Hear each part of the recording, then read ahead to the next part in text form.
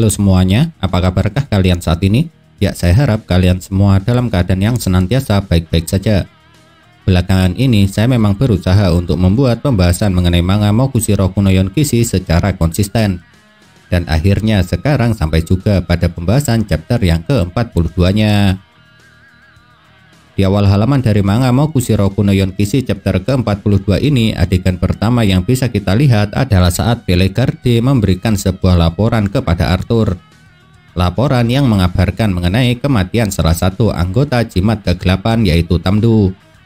Dan dalam kejadian ini ada dua hal yang menarik perhatian saya. Pertama, sebelum diberitahu oleh Bellegarde, ternyata Arthur sudah mengetahui kabar tersebut. Walaupun dia masih tidak tahu siapa yang telah membunuh salah satu kesatria kekacauannya itu. Itu berarti entah dengan cara apa dan bagaimana Arthur sepertinya mempunyai sedikit koneksi dengan para kesatria kekacauannya. Makanya karena cuma sedikit terkoneksi, jadi yang dapat diketahui oleh Arthur hanya mengenai hidup dan matinya para pengikutnya saja. Sedangkan apa penyebab pengikutnya itu bisa mati tidak dapat dia ketahui. Oleh sebab itulah kenapa Arthur mempertanyakan hal tersebut kepada Bellegarde. Dan hal menarik yang kedua adalah ketidaksesuaian laporan yang diberikan oleh Bellegarde dengan kenyataannya. Sebab dia melaporkan kepada Arthur bahwasanya yang telah menghabisi Tamdu ialah Gauter anggota Nanatsu no Taizai. Padahal kenyataannya Tamdu tewas di tangan Pidik. Tewas setelah kepalanya terpenggal dan tubuhnya terpotong menjadi beberapa bagian oleh serangan Pidik. Sedangkan Gauter cuma mengendalikan Tamdu dengan sihirnya saja. Yang itu artinya sebelum memberikan laporan, salah satu anggota Jimat Kegelapan terlebih dulu telah sedikit memelintir kebenaran ceritanya. Yang mana mereka sepenuhnya menyalahkan Gauter atas kematian Tamdu. Lalu Bellegarde yang tidak melihat sendiri secara langsung apa yang terjadi percaya begitu saja dengan semua laporan yang dia terima. Oleh sebab itulah kenapa di chapter ini Bellegarde melaporkan kepada Arthur kalau yang sudah membunuh Tamdu adalah Gauter. Setelah mendengar laporan dari Bellegarde yang mengatakan jika Gauterlah yang telah membunuh Tamdu, kita memang bisa melihat reaksi terkejut yang ditunjukkan oleh Arthur. Dan mungkin alasan kenapa dia terkejut lantaran tidak menyangka bakal mendengar kalau salah satu mantan teman lamanya telah menghabisi salah satu pengikutnya. Reaksi terkejut yang diperlihatkan oleh Arthur memang hanya terjadi di waktu yang singkat saja. Lantaran setelah itu ekspresinya kembali seperti semula. Lalu setelah ekspresi Arthur sudah kembali seperti semula, inilah Bellegarde kembali melanjutkan laporannya. Dan dalam laporannya kali ini dia juga mengatakan mengenai 4 anggota yang tersisa dari Jimat Kegelapan sudah berusaha mendekati Percival. Itu artinya pertempuran antara para Jimat Kegelapan dengan kelompok Percival pasti akan segera terjadi. Memang benar apa yang dikatakan oleh Bellegarde ini sangatlah masuk akal. Pasalnya tidak mungkin juga Percival akan diam begitu saja saat dirinya akan dibunuh. Dan menariknya entah mempunyai alasan dan tujuan apa Bellegarde setelah mengatakan hal itu meminta kepada Arthur jika dikehendaki dirinya ingin pergi untuk mengamati pertarungan antara anggota Jimat Kegelapan dengan kelompok Percival. Lalu kenapa ucapan Bellegarde ini bisa menarik? Soalnya dia berucap ingin mengamati dan tidak mengatakan ingin membantu. Yang itu berarti dia hanya ingin melihat atau menyaksikan pertarungan yang bakal terjadi antara para anggota Jimat Kegelapan dengan kelompok Percival. Dan Arthur dengan santainya langsung saja menyetujui permintaan dari salah satu pengikutnya tersebut. Bahkan saking santainya Raja Kekacauan ini sampai mengatakan jika dirinya tidak perlu mendapat laporan terus-menerus. Lantaran bagi Arthur dengan membawakan hasilnya saja baginya hal itu sudah cukup. Lalu setelah mendapat izin tanpa membuang waktu sedikit pun Bellegarde langsung saja pergi dari hadapan Arthur. Pergi dengan penuh semangat serta kebahagiaan karena dia ingin melihat seberapa besar peningkatan Percival setelah pertemuannya sebelumnya. Namun sebelum memberikan izin, menariknya Arthur juga terlebih dulu mengungkit mengenai calon istri yang tengah ia cari. Dan dia sempat meminta kepada Bellegarde untuk membantunya mencari calon istrinya tersebut. Hanya saja Bellegarde dengan tegas menolak permintaan junjungannya itu. Dengan alasan jika tugas tersebut lebih cocok bagi Ironset yang bergaya tinggi serta metodis. Sedangkan di sisi lain sekarang keempat anggota Jimat Kegelapan akhirnya telah sampai juga di hutan jerat.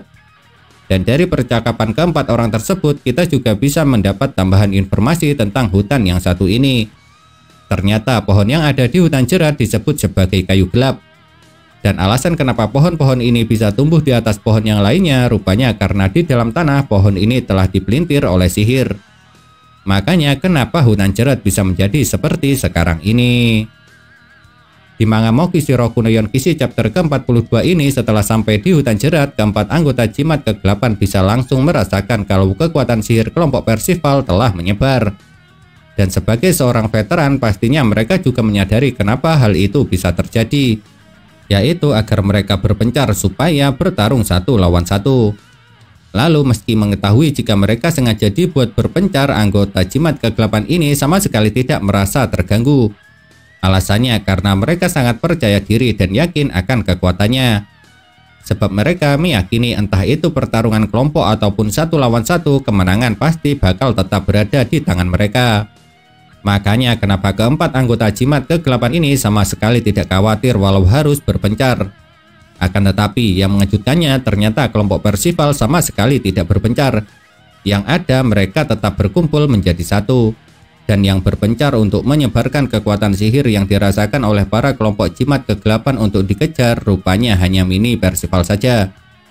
Memang benar, dengan cara seperti ini akan membuat para kesatria kekacauan yang mengejar mereka bakal terkecoh. Namun yang menarik dari kejadian ini kalau menurut saya bukan mengenai berhasilnya kelompok Percival mengecoh para pengejarnya dengan menggunakan mini Percival, melainkan tentang apa yang digunakan kelompok Percival untuk menyembunyikan kekuatan sihir mereka supaya tidak tersebar dan tidak dapat dirasakan. Pasalnya saat ini mereka sedang berada di sebuah lingkaran mantra sihir.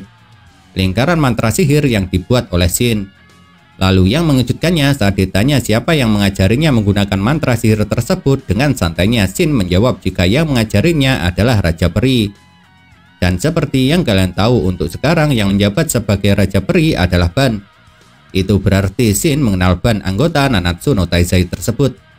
Lantaran kalau Shin tidak mengenal Ban, tidak mungkin Ban akan mengajari mantra yang mereka gunakan saat ini.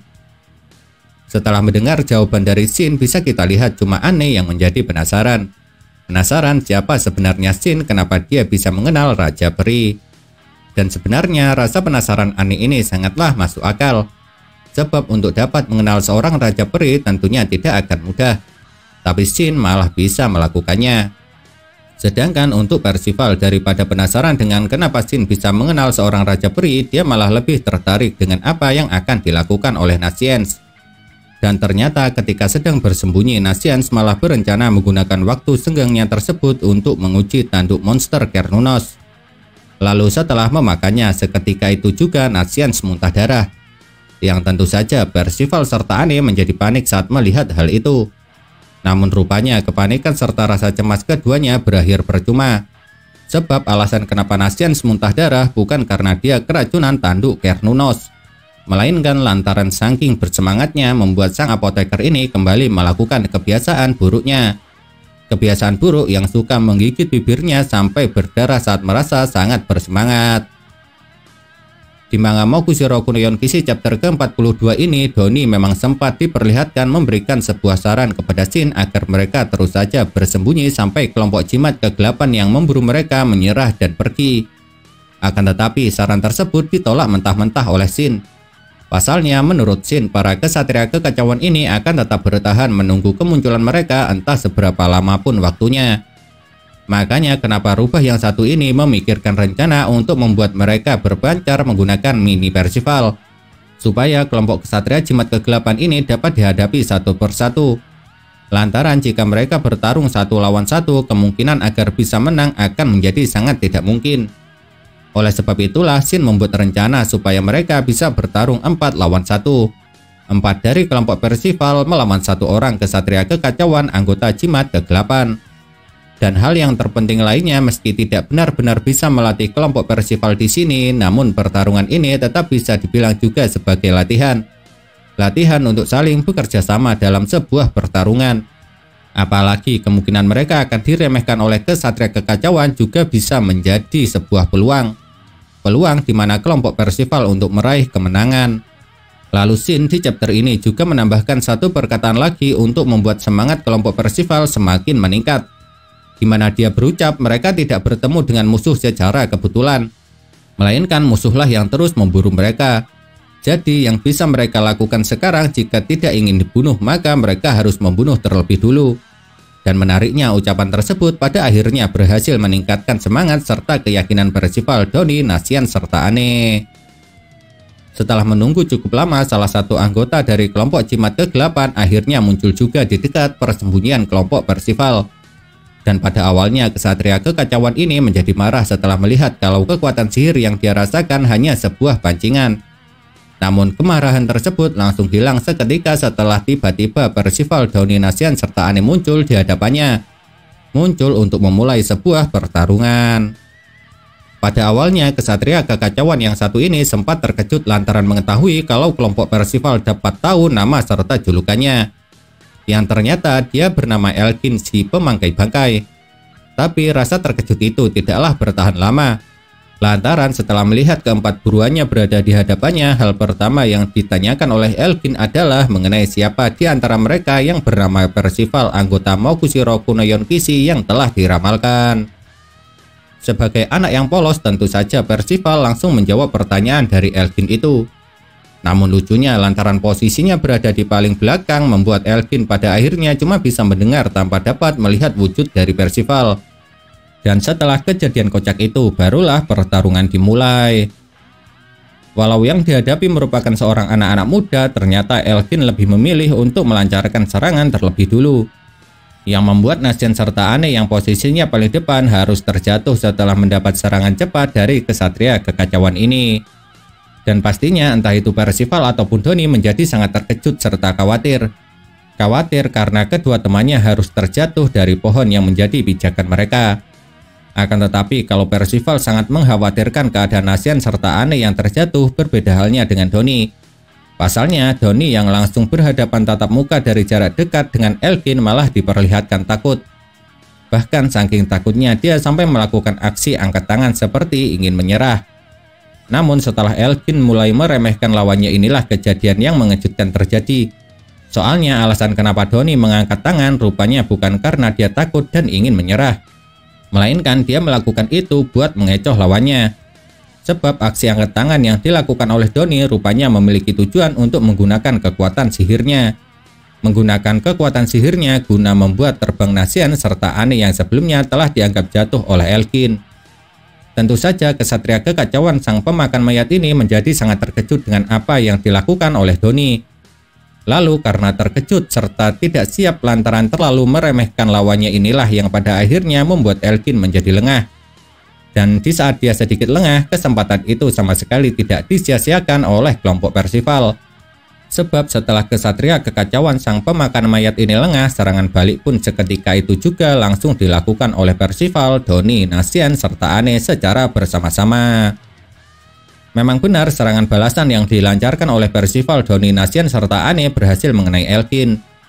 Tapi lantaran sesudah serangan balasan tersebut dilakukan, manga Mokushiro Kunoyon Kishi chapter ke-42 ini harus berakhir. Jadinya untuk saat ini kita masih belum bisa mengetahui seperti apa efek yang akan ditimbulkan. Apakah serangan tersebut bakal berhasil melukai Elkin dengan parah? Atau mungkin malah sebaliknya? Bikin penasaran bukan? Ya, karena jujur saja kalau saya sangat penasaran. Dan satu-satunya cara untuk mengobati rasa penasaran tersebut hanya dengan membaca kelanjutan ceritanya di chapter selanjutnya. Nah, itulah yang dapat saya sampaikan mengenai manga Mokushiro Kunoyon Kishi chapter ke-42-nya. Kalau menurut kalian, kejadian manakah yang paling menarik? Apakah kalian mempunyai pendapat? Jika punya, jangan pernah ragu untuk menuliskannya pada kolom komentar. Karena komentar itu sangat berarti bagi saya atau teman-teman lain yang membacanya. Sebab komentar kalian tersebut bisa dibuat menjadi referensi atau bahan untuk saling bertukar pendapat di antara kita semua.